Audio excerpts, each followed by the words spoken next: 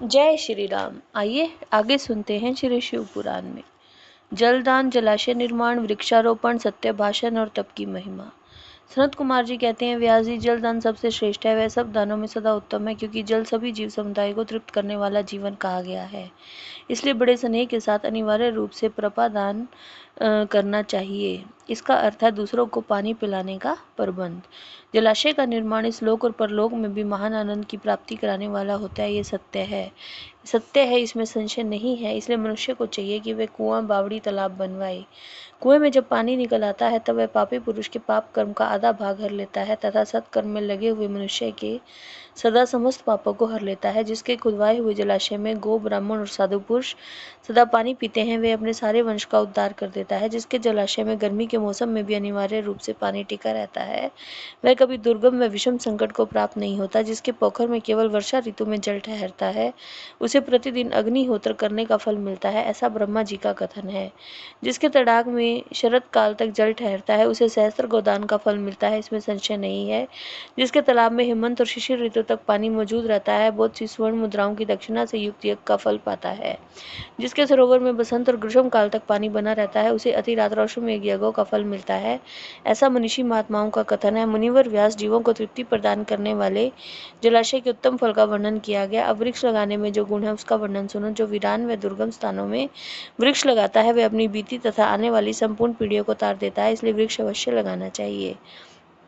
ये वृक्ष लगाने वाले के पुत्र होते हैं, इसमें संशय नहीं है। वृक्ष लगाने वाला पुरुष परलोक में जाने पर अक्षर लोकों को पाता है। पोखरा खुदाने वाला, वृक्ष लगाने वाला और यज्ञ कराने वाला जो द्विज है, वह तथा दूसरे सत्यवादी पुरुष इस स्वर्ग से कभी नीचे नहीं गिरते। सत्य ही पार ब्रह्म है, सत्य ही परम तप है, सत्य ही श्रेष्ठ यज्ञ है, सत्य ही उत्कृष्ट शास्त्र ज्ञान है। सोए हुए पुरुषों में सत्य ही जागता है, सत्य ही परम पद है, सत्य से ही पृथ्वी टिकी है, सत्य में ही सब कुछ प्रतिष्ठित है। तप, यज्ञ, पुण्य, देवता, ऋषि, पितरों का पूजन, जल और विद्या, ये सब सत्य पर ही अवलंबित है। सबका आधार सत्य ही है। सत्य ही यज्ञ, तप, दान, मंत्र, सरस्वती देवी और ब्रह्मचार्य है। ओंकार भी सत्य रूप है। सत्य से ही वायु चलती है, सत्य से ही सूर्य तपता है, सत्य से ही आग जलाती है और सत्य से ही स्वर्ग टिका हुआ है। लोक में संपूर्ण वेदों का पालन तथा संपूर्ण तीर्थों का स्थान केवल सत्य से सुलभ हो जाता है। सत्य से सब कुछ प्राप्त होता है, इसमें संशय नहीं है। एक सहस्राश्वमेध और लाखों यज्ञ एक और तराजू पर रखे जाएं और दूसरी ओर सत्य हो, तो सत्य का ही पलड़ा भारी होगा।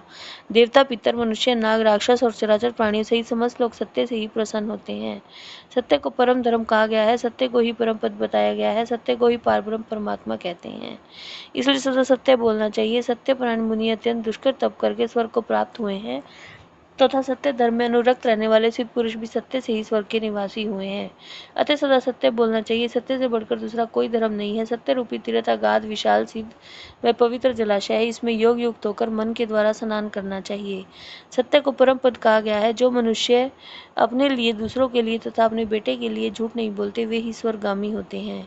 वेद, यज्ञ तथा मंत्र ये सब ब्राह्मणों में सदा निवास करते हैं, परंतु सत्यवादी ब्राह्मणों में इनकी प्रतीति नहीं होती। अतः सदा सत्य बोलना चाहिए। तदंतर तप की बड़ी भारी महिमा बनाते हुए सनत कुमार जी ने कहा कि मुझे संसार में ऐसा कोई सुख नहीं है जो तपस्या के बिना सुलभ होता हो। तप से ही सारा सुख मिलता है। अतः इस बात को वेद वेता पुरुष जानते हैं। ज्ञान, विज्ञान, आरोग्य, सुंदर रूप, सौभाग्य और शाश्वत सुख तप से ही प्राप्त होते हैं।